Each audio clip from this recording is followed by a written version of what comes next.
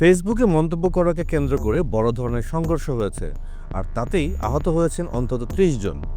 এমনটাই ঘটেছে ব্রাহ্মণবাড়িয়ায়। শনিবার সকাল ১১টা থেকে দুপুর ১২টার মধ্যে এই সংঘর্ষ ঘটে ব্রাহ্মণবাড়িয়ার বিজয়নগর উপজেলার হরসপুর ইউনিয়নের হাজিপুর গ্রামে। এই ঘটনায় দুই পক্ষ মুখোমুখি হয় দেশীয় অস্ত্র নিয়ে, আর ঘণ্টাখানেক ধরে চলে এই উত্তেজনা।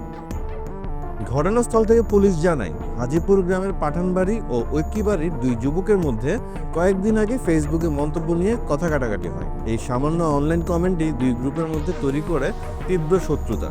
এর আগে বৃহস্পতিবার ঐক্যবাড়ির প্রয়াত সরুত আলীর ছেলে আরজু মিয়া ও তার মেয়ে আকলিমা বেগমের উপর হামলা চালায় পাঠানবাড়ির কয়েকজন। তারপর থেকেই বাড়তে থাকে উত্তেজনা। পরে শনিবার সকালে দুই পক্ষ দেশীয় অস্ত্রশস্ত্র নিয়ে একে অপরের উপর ঝাঁপিয়ে পড়ে। তীব্র সংঘর্ষে অন্তত ৩০ জন আহত হয়।